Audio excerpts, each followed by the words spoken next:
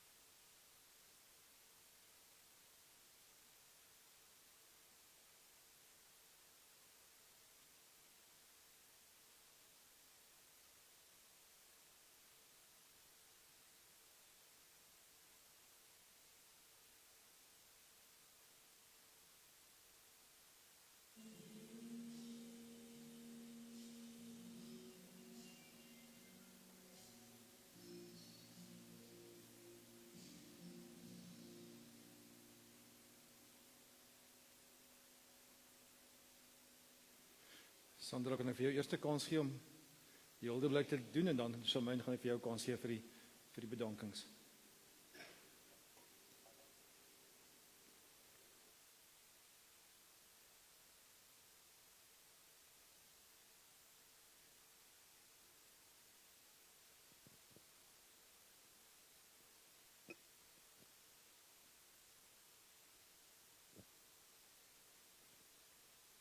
Goeiemôre, liewe familie en vriende. Ek is 'n werkskollega van Debs en dit is vir my 'n groot voorreg om die huldeblyk aan haar te bring.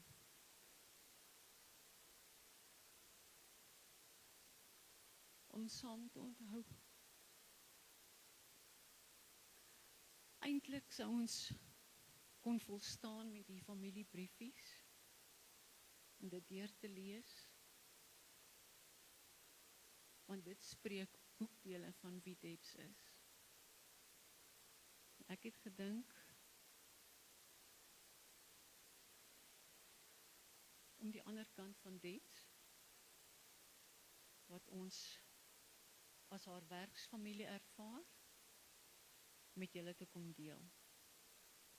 Haar konsinsieuse en presiese werksetiek het net so uitgestaan soos haar pragtige sonnige geaardheid.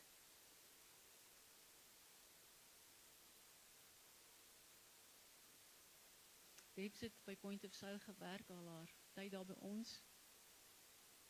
En die laaste ruk het sy teruggeskuif kantoor toe. Kliënte was net so lief vir haar. En almal het elke keer as hulle haar sien gesê, "Waar was jy?" Dit wys vir ons die persoonlike verhouding wat sy ook met ons kliënte gehad het. Dis wie Debs is. Debbie, ons saggeaarde, vredelewende, vrolike, sonskyn Debs. Die een vir wie haar gesin en familie haar rots, haar trots, haar liefde en haar blink kroon was wat sy gedra het.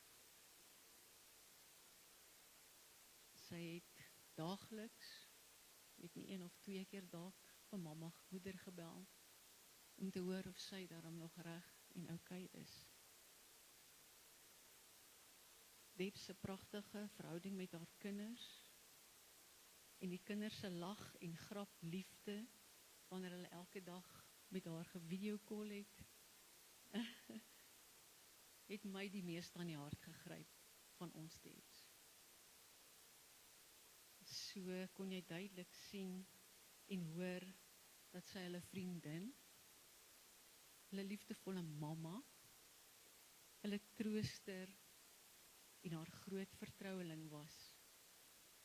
En toe het sy nog enetjie bygekry, klein Melieke, die ou klein dogtertjie. Sy het ouma Debs se oë laat blink en dit was haar groot nuwe trots. Ons weet almal dat Debs 'n voordanser was en as daar iewers 'n lekker liedjie gespeel het daai lyfie so lekker geskommel soos wat net sy kon. Ons almal het begeer om sulke moves te kon maak soos sy. So Vrydag het ons soggens in die kantoor net voor die hekke oopskuif, het ons 'n lekker liedjie gespeel en saam met ou Debs bietjie gejive. Meeste van die kere, Kietjie, was dit Samsara, wat julle twee se gunsteling was. Sy was 'n kunstige vrou met 'n kreatiewe kunsvernuf. Was sy altyd besig om te teken en in te kleur en te knip, om daar rondom haar waar sy werk, alles vir haar mooi te maak. En sy het nie net vir julle as familie en vir ons as werksfamilie gehad nie. Sy het nog 'n familie gehad. Debs se ander familie was haar versameling minions. En sy was nie skaam om hulle uit te stal daar by ons in die kantoor nie. Reg agter haar lesenaar het oom Dion spesiale rak gebou waar sy hulle almal neergesit het. Selfs die kliënte het ingekoop en vir haar minions aangedra. Nou om een van die hoogtepunte van die minion versamel met julle te deel. moet ek eers net vir julle so 'n bietjie agtergrond gee. Baie keer as oom Daan by die kantoor ry, dan het hy gesê, Deboraatjie, jy moet kyk dat hulle werk. En dan, as iemand net so effentjies 'n voet skeef sit, het sy gesê, "Dis 'n bietjie tyd dat ek met oom Daan oor jou praat om jou gefire te kry." Want jy sien, ek en oom Daan, ons is so. So, een van haar grootste verrassings en vreugdes ooit, dink ek, wat by Otto Commodities met haar gebeur het, was toe oom Daan vir haar 2 million% gegee het. Sy was so in haar skik. En ewe trots en vermakerig het sy in die kantoor ingekom en gesê, "Kan julle nou sien? Ek het julle mos gesê, ek en oom Daan is so." Ou Debs was baie witty. Sy het nooit 'n geleentheid laat verbygaan om nie met haar wit iets te sê wat ons almal laat skaterlag het nie. En sy het vir elkeen haar eie ou persoonlike naampie gehad. Gewoonlik ook iewers 'n witty ding wat hulle vir mekaar te sê gehad het. En dan was daar vir elkeen 'n persoonlike kyk en handgebare wat net jy en Debs sou verstaan.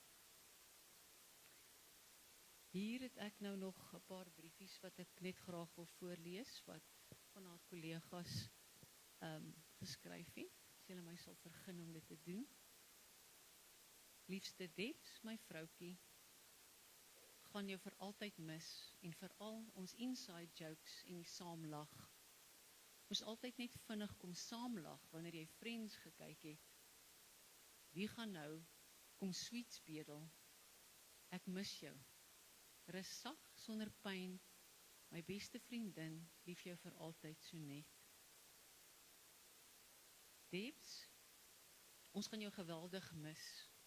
Ons sal altyd jou unieke persoonlikheid, jou klein hartjie en jou pure liefde vir die lewe onthou. Ek was uit die veld geslaan om van jou sterwe te verneem. Vandag sit jy aan ons hemelse Vader se voete, maar ons wil hê jy moet weet dat daar 'n groot leemte in ons kantoor en in ons harte is. Ons dra ook jou familie in ons gebede op en ons vra vir vertroosting en krag vir hulle in hierdie moeilike tyd. Vos. Liewe Debs, my hart is vreeslik seer dat jy so skielik weg is. Ek gaan jou so baie mis. Baie lief vir jou. Sê asseblief hallo vir my ma. Norm. Liewe Debs, ek doen nie en ek sal nie en ek sal nooit spyt wees dat ons baie gekruis het nie. Daar was nog nooit 'n vervelige oomblik met jou nie. Jy was jonk van hart en jy sal altyd gemis word. Jy is te gou weg. Rus in vrede. Liefde. Beauty queen. My ma se kind. One of my good friends calling 911 for you. Farewell, my friend, for we meet again in heaven. Emmanuel. Baby, my Debs, dankie vir wie jy was. Al het jy afdag gehad, was jy nog vriendelik en happy. Jy was altyd daar om iemand se dag beter te maak. Gaan jou baie mis, maar sal jou nooit vergeet nie. Kobus. Debs, jy was my beste en bangste supertube maatjie. Dankie vir al jou silly woorde, net sodat ek vir jou moet lag. Liefde, Naomi. Liefste Debs, jy was een goeie vriendin. Jy kon mens altyd opbeer met 'n grappie en 'n sê ding. Al het jy self nie 'n goeie dag gehad nie. Gaan jou baie mis. Groete, Lien. Hiermee bring ons dan hulde aan ons dansende, vrolike sonstraal geliefde Debs. met haar unieke manier om elkeen se hart beter te los as wat sy dit gekry het. Ons sê dankie aan ons hemelse Vader vir al die goeie saamweestye wat ons nou saam kon onthou. Tot weersiens my ou Debsters.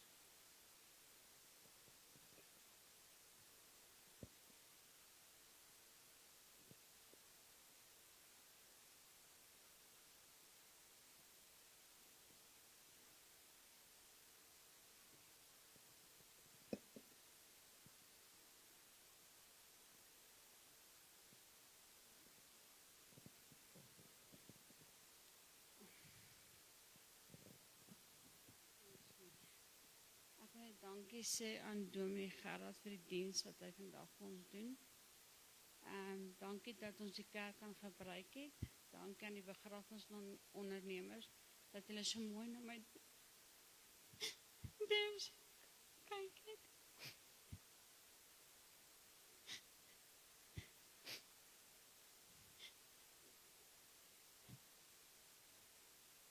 Dankie aan al die commodities vir hulle bystand. Omgee in die moeilike tyd. Vir elke liewe een van julle wat ons bygestaan het, dankie. Vir alles wat julle geteken het en gedoen het. Dankie vir almal wat gekom het en saam gekyk het op live. Dankie dat julle saam ons haar lewe kon vier. Laaste maar nie die mense nie. Dankie Neil. Dankie dat jy daar met die goeie en slegte tye gegaan het. Dankie dat jy haar lief het en altyd sal hê. En dan wil ek ook vir die kinders sê, my na is altyd lief vir julle. Ek sal altyd wees. Dankie.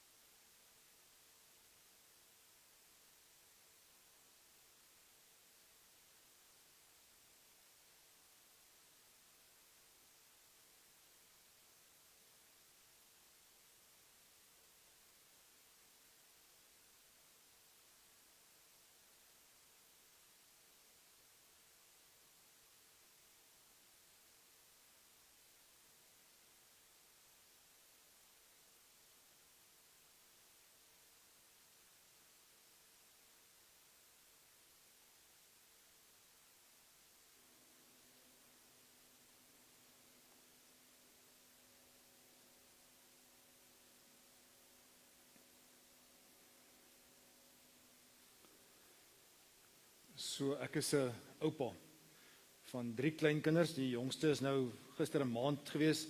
Die oudste is Carly sal word 8. Maar ek onthou met Carly se geboorte. Dit is ons eerste kleinkind. Ons is hier onder by Pine Haven Hospitaal. Ons staan toe nou in wag dat Marisa nou terugkom. Marisa is my dogter, so ons gehoor die bevalling het goed gegaan en ons wag nou vir hierdie eerste kleinkind van ons.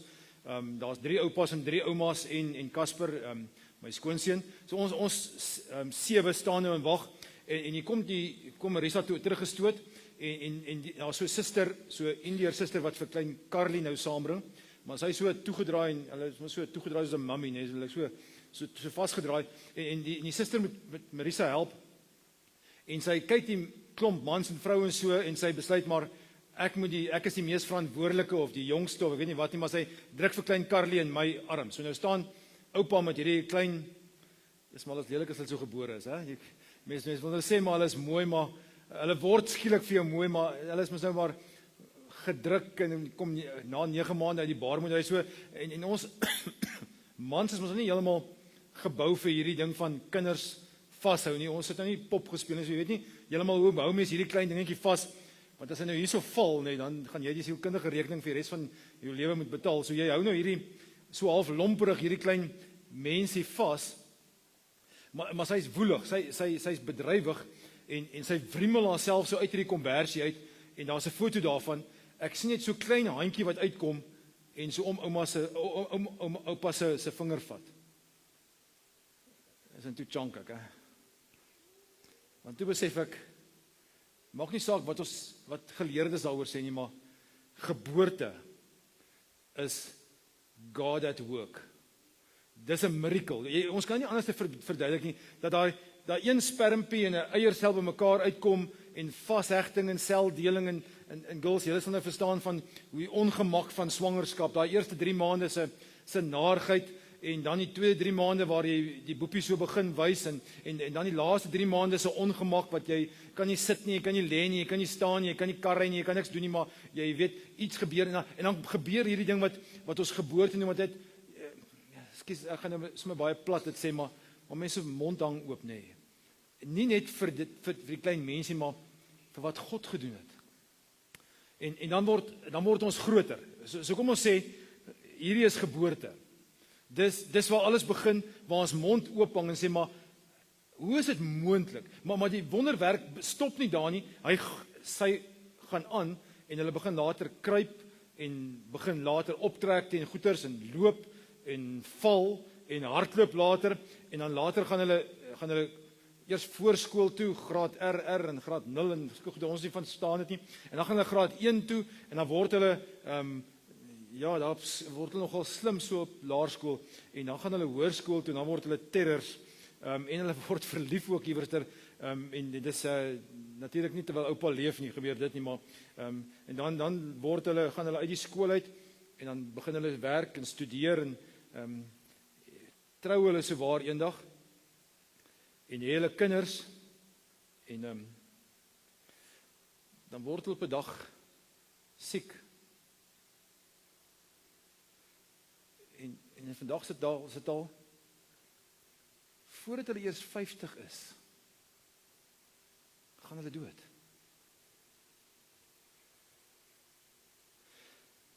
Hierdie eerste een is nie moeilik om te verduidelik, dit is God at work.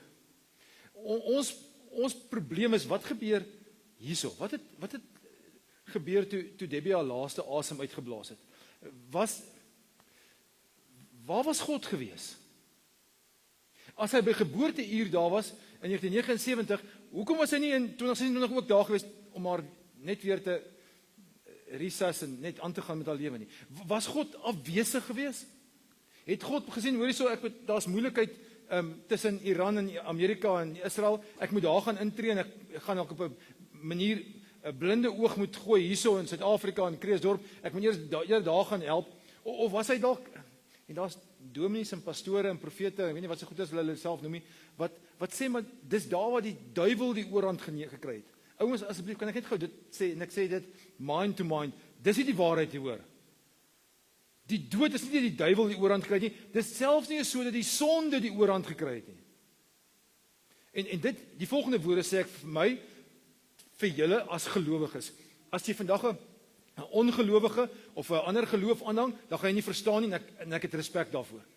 Maar vir my en vir jou as gelowiges sê ek dit vir mekaar, toe Debbie haar laaste asem uitgeblaas het, was hy 100% in God se hande. God was present. Hy was nie absent nie. Hy was nie op 'n ander plek besig nie. Hy het nie maar boedel oorgegee en gesê, "Okay, nou moet nee, hy was daar gewees." Daar's die mooi Psalm wat Dawid geskryf en gesê het, die dood is vir God 'n verskriklike belangrike issue. Vir my as gelowige en vir jou, sy was onmiddellik by God.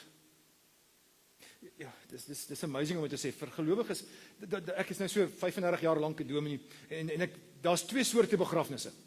En elke week hou ek 1 of 2 van hulle, en ek sien dit, en ons sien dit in mekaar se oë. Dis waar mense dit sien in mekaar se body language.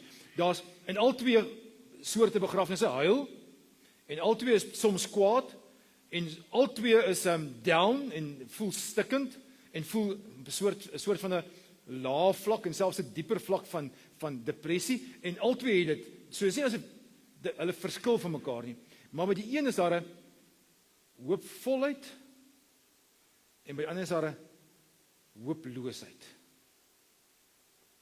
En dit is so sad, want daar is eintlik nie, veronderstel om 'n hooplose begrafnis te wees nie. Ons almal behoort iets te verstaan van die hoop wat Christus in ons kom plaas, en gesê, maar daar wat ek in my geboorteuur was, en waar ek by jou laaste sterwensuur was, ek gaan by jou ook wees, asof God so vir 'n oombliekie wegdraai van Debbie af en sê, maar by julle, ek gaan daar by julle ook wees.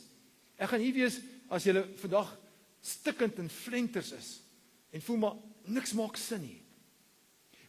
Want kom ons wees nou eerlik, 'n mens beplan nie begrafnis vir iemand in haar 40's nie.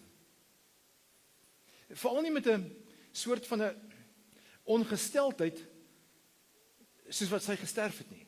Dit behoort ons behandelbaar te wees, dit behoort ons, daar sê my naam nog tot 70 toe kan aangaan. Dit behoort ons nie so enorme impak te hê soos 'n begrafnis hou nie, of 'n roudiens hou nie. 'n Mens wil sê, maar nee, gits, Here, het jy opgeslip. En tog weet ons, dis nie die waarheid nie, want ek dink die probleem met hierdie storie van die tou is,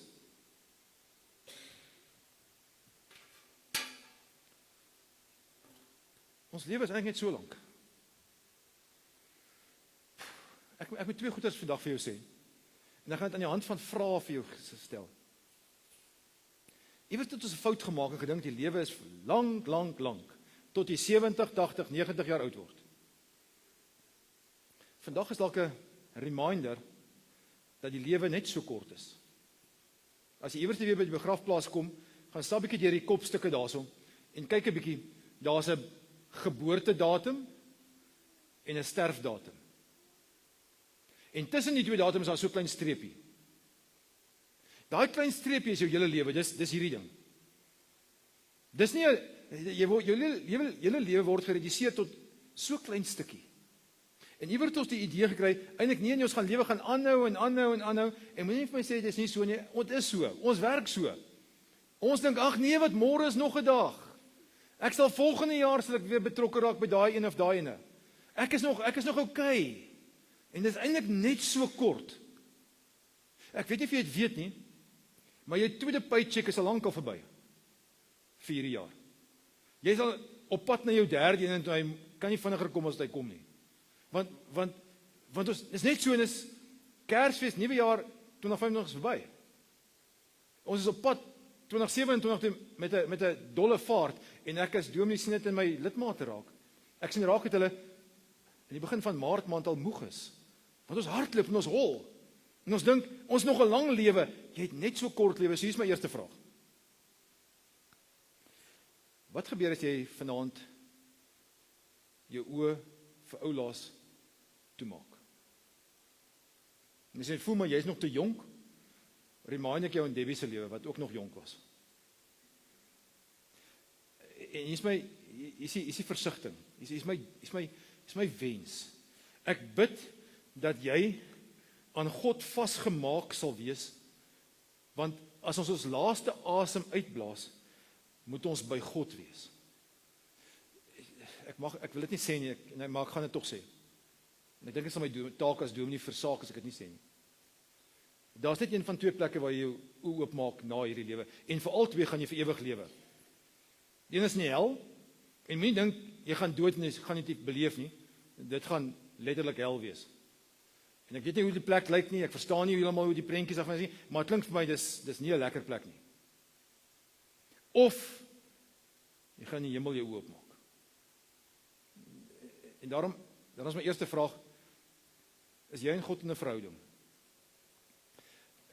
Genade, en ek bedoel met 'n verhouding, bedoel ek nie jy moet perfek wees nie. Die Here sê nie, jy moet iewers net sondeloos wees nie. Natuurlik gaan jy ook kwaad word, en jy gaan 'n vloekwoord oor jou lippe kom, en gaan jy ander mense verwens, en natuurlik is dit gaan nie oor, Engelse woordspeling sê dalk mooi, dit gaan nie oor perfection nie, maar oor direction. Het jy al voor die kruis gekniel en gesê, Here, ek het nie nodig, ek kan nie sonder U nie, en dis al wat nodig is, jy het nie hierdie verskrikke lang gebed nodig om nie, jy het nie hierdie verskrikke perfekte lewe nodig nie, maak nie saak waar jy gister was nie, maak nie saak waar jy toekoms gaan wees nie, al die vraag is jy en God in 'n verhouding, is jy geconnect aan God? En ek moet dit vir jou vra, en ek wil nie jy moet nou antwoord nie, en jy moet asseblief vir my antwoord op grond van wat jou pa en jou ma gedoen het nie. Ja, my pa was dan 'n ouderling in die kerk gewees, en my ma het by die kermis gehelp nie. Dit is 'n persoonlike vraag vir jou alleen. So vanaand, voor jy gaan slaap, as jy klaar die hondjies hulle laaste draai laat loop het, en jy self het al jou laaste draai geloop, en jy die alarm aangesit, en al die ander goeders is gedoen, gaan vra jouself net die vraag af, gaan gesels met die Here, en gaan vra net, of jy en God connected is. Ek wil toch so ietsie oor 'n verhouding sê net, want ek dink dit is belangrik. As ek een keer in 6 maande by jou huis kom, was ons so 'n week of 2-3 terug, Valentynsdag, en ek kom by jou huis met so groot bos blomme, en Annelie maak die deur oop, en sy sien hierdie bos blomme, en haar liefdevolle man wat agter smile, dan aanvaar sy ek is vir haar lief, nee. Maar as ek hierdie ding net een keer in 6 maande doen, dan doen Annelie wat die meeste ander vrouens en mans sal doen. As ek by die huis kom met 'n bos blomme een keer in 6 maande, gaan sy my vra, wat het jy verkeerd gedoen? Want verhoudings werk nie so nie, nee. Verhoudings werk nie met een keer in 6 maande pictures op en sê, ek is so lief vir jou, en dan karring jy weer op jou eie aan nie. Liefde, verhouding werk met, ek kan nie ophou met God te praat nie. En dis nie hierdie 'n diep ding wat mense hogere woorde moet hê nie. Dis net hierdie verhouding waarin mense moet wees om te sê, ek wil net sommer op die skoot klim, ek wil net vir jy sê, ek is vir jy so lief. Ja, en Here, help my vandag om by die werk te cope, en help my om die taxis op die pad te hanteer, en dis net 'n relationship wat gedurig met mekaar in kontak is jou saak met die Here reg, dis nommer 1. Vraag nommer 2, en daarvoor gaan ek in die Bybel gaan rondkrap saam met jou, is, al is hierdie lewe kort, maak ek en jy tog 'n impak in mekaar se lewens. Ek dink Sandra het dit mooi gesê. Debbie het ons almal 'n beter mens laat wees nadat sy met ons te maak gehad het. En daarom is my tweede vraag, wat gebeur as jy vanaand nie doodgaan nie? As jy môre wakker word, jy is nog op planeet Aarde, en jy moet weer 'n keer gaan werk, en jy moet weer 'n keer jou baas in die oë staar, en jy moet weer 'n keer saam met jou buffelman en vir jou mislike vrou leef, en dan agterkom, hulle is nie so regtig so mislik, en nie so regtig so buffelagtig nie. Hoe gaan jy lewe in hierdie stukkie lewe van jou? Hoe gaan jy hierdie lewe van jou 'n sinvolle, beter plek maak? En hierdie lewe van ons is easy, maar nie altyd nie. Die meeste van die kere is hierdie stukkie lewe geen stuk maklik nie. En daarom het 'n ou soos Dawid 'n storie geskryf daaroor. 'n liedjie. En ek weet nie hoe die woorde gegaan het nie. Ek wonder nogal, wat was agter die storie gewees? Wat het in sy lewe verkeerd geloop as hy hierdie woorde speel, hierdie liedjie geskryf het? En onthou, die psalms is 150 liedjies wat geskryf is, omtrent so die helfte deur Dawid. Ander het geskryf Moses, en 'n hele klomp ouens het geskryf in hierdie bundel. Is amper God se playlist, nê. Asof hy so wil sê, maar as jy die dag down is, druk hierdie knoppie en speel hierdie song. Net so 'n wonderlike, die van ons wat 'n bietjie ouer is, en onthou van 'n jukebox, dis hierdie jukebox wat so in die winkels gestaan, en dan druk jy 'n nommer, en dan speel jy die song, nee. Nou, as jy Psalm 23 drink, dan begin hy so: Die Here is my herder, ek kom niks kort nie. Ja, kan ek daar stop? Ek hoef nie meer eintlik te preek nie. Neil, jy gaan dit dalk die ergste en die intensste beleef. Jy gaan in 'n woestyn in, jy het geen idee waar jy nie gaan nie. Waar jy gaan kos kry, waar jy gaan rus kry, waar jy pad gaan kry nie. Die Here is jou herder. Jy kom niks kort nie. Hy laat my rus in groen weivelde. Woestyne ken nie van groen weivelde nie, so dis 'n rariteit, dis 'n vreemdheid, en selfs die Here vat ons daarna toe. Hy bring my by waters waar daar vrede is. Daar's nie volop water in die woestyn nie. Die Here weet waar is die oasis. Hy gee vir my nuwe krag, want die son bak jou stikkend. Hy lei my op die regte paaie, want die GPS werk nie heeltemal nie, tot die eer van sy naam. Selfs al gaan ek deur die dal van doodskade weer, deur die donker dieptes, sal ek nie bang wees nie, want in U hande is ek veilig. Dit is ook 'n mooi beeld wat daar gebruik word in Israel tussen Jerusalem en Jerigo. As jy die pad loop, dan is daar 'n sekere gedeelte wat deur 'n diep vallei loop, wat hulle die doodsvallei genoem het, want as jy die paadjie word skielik smal, want jy stap deur klowe, hierdie kant is daar loodregte kraanse en hierdie kant is daar loodregte kraanse. Jy kan nie hierdie kant toe afdwaal nie, ook nie hierdie kant toe nie. En die probleem met hierdie nou paadjie is, die hijackers van daai dag het geweet, hulle wag vir jou daarso.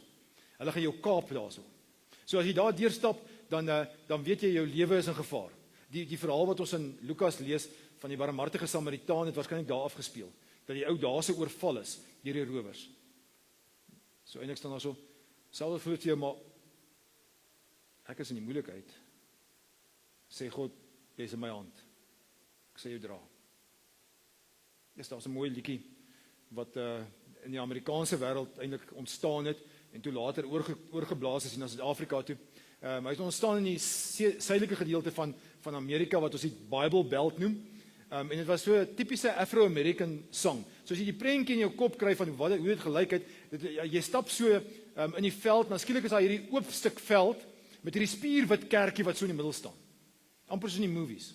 En as jy nader staan, dan staan daar in die loose by die voordeur van die kerk in, dan staan daar 'n pastor hier voor, maar dis so 'n groot swart oomie wat die pastor is.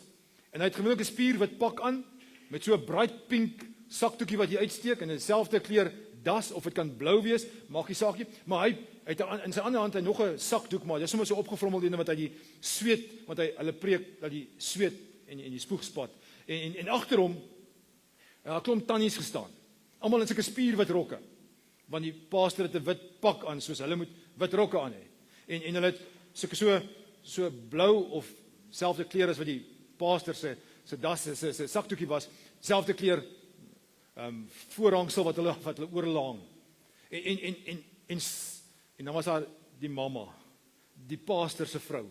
Sy was die dirigent van hierdie tannies, hierdie koor. En sy het waarskynlik dieselfde kleur rok aangehad as hierdie so anders as die wit rokke, het sy die pink of die blou rok aan. En sy dirigeer hierdie groep mense. En hierdie groep tannies sing, He's got the whole world in his hands. Het ontstaan in die Afro-American wêreld. En toe het Jan de Wet so 30 jaar terug dit in Afrikaans vir ons lekker gegee met, hy hou die hele wêreld in sy hand. Hy hou vir oupa en vir ouma en die kleinste fynste babatjie en die grootste dinosaurus en daar is baie weergawes wat ons het. En ons het dit gebruik. Ek onthou ek het self en vir my kinders het geleer. Hy hou die hele wêreld in sy hand. And somewhere along the way het ek het vergeet. Ek het geleer, maar het ons vergeet dat ons is in God se hande.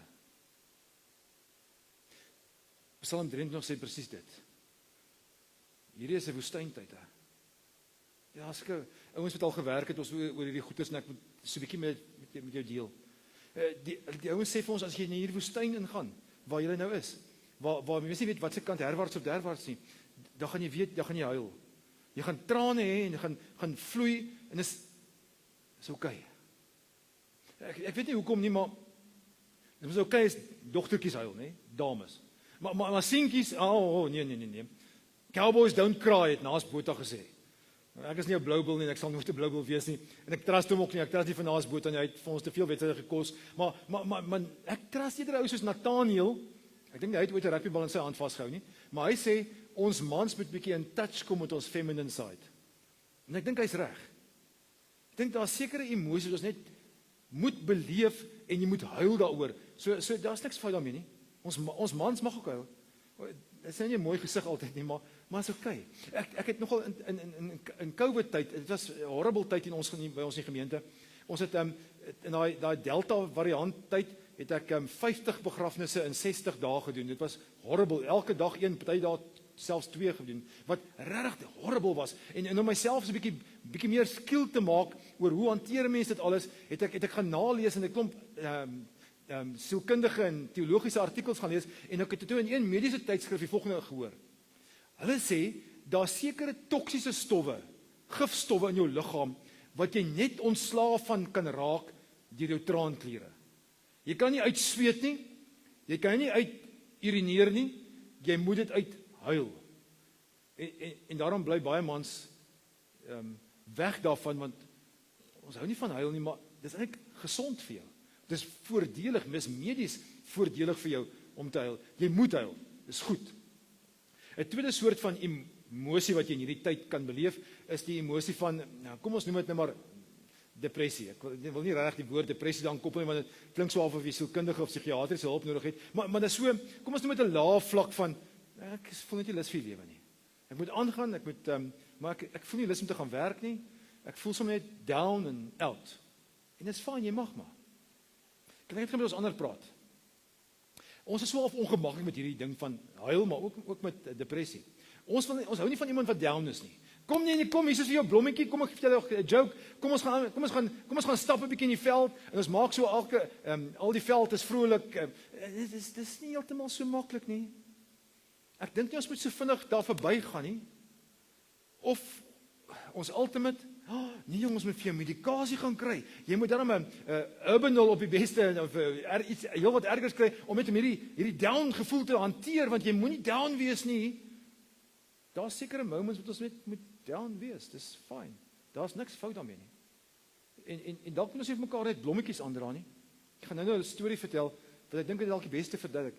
Maar ons moet net daar wees vir mekaar. Emosie nommer 3 is, kom ons noem hom die emosie van kwaad wees. Woedend wees. Kwaad wees vir omstandighede, kwaad wees dat ons nie vinniger opgetree het nie, kwaad wees vir die dokters, kwaad wees vir, sommer net vir alles, en selfs kwaad wees vir God. Nee, dominee, mag jy dit sê nie, mag jy vir God kwaad wees nie. Ja, dit lyk vir my die Bybel is vol ouens wat partykeer ook maar kwaad was vir die Here. Ons het nou Psalm 23 gelees, né? Dawid se liedjie. Die Here is my herder, ek kom niks kort nie. Hy lyk of hy so op 'n rots staan en sê maar I'm okay. En ek het vir julle gesê hy het omtrent die helfte van die psalms geskryf. So kom ons blaai een bladsy terug. Bladsy 22. So op daai jukebox druk jy 23 mis en jy druk per ongeluk 22 raak. En hoe gaan hy? My God, waarom het U my verlaat en is U ver van my af? Erken jy die woorde? Toe Jesus 1000 jaar na Dawid aan die kruis hang, toe resiteer hy Psalm 22, nie Psalm 23 nie. Nie, die Here is my herder, ek kom niks, maar Eli lama sabachthani. My God, kom het U my verlaat? Daar's moments ons kan kwaad word. En hier is die wonderlike, die Here word nie kwaad omdat ons kwaad is nie. Hy is okay daarmee dat ons ook vra. Maar ek dink dis wat hy wil doen. Hy wil ons uitnooi en sê maar met jou hartseer, met jou kwaadwees, met jou depressie, met jou gevoelens, met jou deurmekaar gevoelens, kom sit net op my skoot en kom doen dit hierso. Asof God so jou uitnooi en vir julle almal uitnooi en sê kom klim hierso op en hierso kan jy tamboer op my bors. Dis fyn. So ek dink my job vandag is om net vir julle 'n adres te kom gee. Vir julle uit te nooi om op God se skoot te klim en julle emosies en julle frustrasies en julle hartseer by hom te kom uithuil. Ek het nou gesê ek het 35 jaar lank 'n dominee en ek wil daar's baie maniere om die dood te hanteer, ouens. Jy kan pille in die hande kry of alkohol in die hande kry of jouself oorgee aan die gym en die gyms nuwe gymprogramme uitwerk en jy kan 110 goeders doen. Maar die enigste manier wat regtig waar op die lang duur werk is om dit naby God te doen. En ek nooi jou uit, nooi julle uit om dit julle manier te maak. Ons probleem is ons wat hier rondom julle is, ons weet nie heeltemal om julle by te staan nie. Ons is lomp daarmee. Ons is onkundig daarmee. En ek gaan 'n storie vertel en daarmee gaan ek klaarmaak van toe ek nie in die bediening gekom het as 'n 27-jarige dominee. My eerste gemeente was 'n gemeente wat pos gekoppel het aan die polisie. So ek was 'n polisiekapelaan gewees deur die dag en die aand het ek dan in die gemeente gewerk. En ek was 'n maand of 2 in die pos en ons het in Linden gebly. Toe kry ek 'n oproep, destyds was daar nog nie selfoon nie, was bleepers gewees. Kry ek 'n bleeper dat een van die polisielede, 'n swart dame, konstabel, sy seun haar pistool in die hande gekry het, haar dienspistool, en hy en 'n maatjie het Russian roulette gespeel en 'n skoot het afgegaan en hy het homself per abuis doodgeskiet. En ek onthou ek het my kantoor was by blitspatrollie, so ek een van blitspatrollie se karre gehad, hierdie ligte en hierdie vinnige kar en ek jaag af Best Valley toe in Besyningsvallei waar sy gebly het. En terwyl ek ry, dink ek myself, Gerard, wat gaan jy nou daar maak? Wat gaan jy vir hierdie vrou sê? Wat 'n antwoord, wat 'n quick fix het jy nou om vir haar te help mee? En terwyl ek ry, dink ek myself, jy's nog nat agter die ore, maar behalwe daarvoor, jy ken die swart kultuur nie, jy verstaan nie wat gebeur in haar lewe nie, hoe hulle dood hanteer nie. En ek beland toe daar by Best Valley, en daar's 'n klomp polisiemanne wat ons nou polisie aangeleid het, en hulle maak so oop, so erewag oop, en hier stap die dominee met sy blou stepouts en sy persband op sy pet, en hy gaan nou, ek weet nie wat hy gaan doen nie, maar hy moet nou iets gaan doen daar. En toe ek inkom, toe besef ek is heeltemal onkundig. Tipies van die swart kultuur, sy was in Ndebele, het sy geskree, sy het op die grond gesit lê, en sy net geskree. Die gebeurtenis is hier in 'n buitekamer gewees, so 'n bietjie weg daarvan af, maar dit was in haar sitkamer. Sy sit lê op die mat en sy skree net, hulle skree tot iemand van hulle naby familie, sussie of 'n tannie of 'n ma daar kom. En sy kom in, haar naam is Rose, en sy skree. En ek besef toe maar ek weet nie wat om te maak nie. En al wat ek kan doen is ek gaan sit toe maar daar by haar langs haar. Ek weet nie wat ek gedoen het daar nie. Ek weet nie of ek haar 'n drukkie gegee het nie. Ek weet nie of ek Bybel gelees het nie. Ek weet nie of ek gebid het nie. Ek weet nie. Ek weet ek is later daar weg. En ek het gehelp met die begrafnis. Hulle was aan Polokwane is die begrafnis gewees en die begrafnisreëlings gewees en 'n hele klomp betrokkenheid en toe eendag so 3 maande later toe sê ek klop aan my deur by die blitspatrollie. En Rose kom in en sy sê vir my, Maruti, ek wil 'n bietjie met jou gesels. En toe sy inkom, sy wil vir my 2 goeie sê. Sy wil vir my sê, dankie dat ek daar was, en dis nou haar woorde, en dankie dat jy gesharp het. En toe besef ek maar, dis ons behoefte op hierdie stadium. Engels sê, gebruik 'n woordspeling, to be present and to be silent. Julle weet, ons was baie betrokke op hierdie stadium by hulle as familie. Ons is daar en ons dink aan hulle en ons stuur vir hulle WhatsApps en ons bring vir hulle kos en ons is daar vir hulle, dis reg. En dan begin dit nou so 'n bietjie minder present word, nê. Ons gaan aan met ons lewe en ons hoop hulle gaan aan met hulle lewe. Ouens, hierdie ouens het ons nog steeds nodig. Moet nie ophou om hulle betrokke by hulle te wees nie. En die silent ding, ek dink is waarvoor ons die bangste is, want ons weet nie om te sê nie. Dalk is dit ons uitnodig om te sê, maar moenie iets sê nie, moenie vir God in die bresse probeer te sê, ons dink is God se wil, want ons het mooi goedjies om van mekaar te sê neem. Die Here het sy mooiste blommetjie kom pluk. Dis mooi. Dit help niks nie, maar dis mooi. Want as jy 'n mooi bietjie gaan dink oor daai woorde, ek en jy is dan maar 'n ou kaktusie wat agtergebly het, wat God het hom nie kom haal nie. Hy het net die mooiste blommetjie kom haal. En dit is alles waar. Maar julle hoor hoe lomp is ons. Of ons sê het selfs op 'n baie mooi teologiese manier, dit was die Here se wil. Dis die waarheid. Maar help dit? Nee. Want hoekom doen die Here sulke moeilike kwaai dinge? Hoekom kom al net vir Debbie, is hy nog eens 50 nie, Here, come on, daar's nog 'n paar jaar wat ons nog lekker kan saamleef. Daarom dink ek moet ons net stil bly en sommer net langs mekaar kom staan en sê, maar ek verstaan hierdie goed is net so min soos jy. Maar ek gaan hier wees vir jou. Ek gaan saam met jou die pad loop en ek gaan vir jou elke keer herinner om op God se skoot terug te klouter. As jy voel maar jy wil op ander maniere dit gaan doen, ek gaan by jou wees om te sê, maar kom ons draai hierdie ene. Dis al een wat werk. Die dominee het so gesê. Want die woestyn is bad. Dis verskriklik alleen. En dis verskriklik dor. En daar's min water en min rigting. En dan wil ons maar soos Dawid sê, the Lord is my shepherd, I will not be in want. Dankie Here dat ons sommer op u skoot kan klim en die nek om die nek kan vashou en sê, Here, ek het dit nie nodig want ek gaan hierdie ding op my eie kan handel nie. Hou vir ons elkeen sommer net styf vas asseblief, Here. Amen. Ek wil vra dat ons almal sal staan, dan gaan ek vir ons die seën uitspreek. As ek die seën klaar uitgespreek het, dan gaan ek geleentheid gee vir 'n laaste eerbetoon hier voor by die tafeltjie.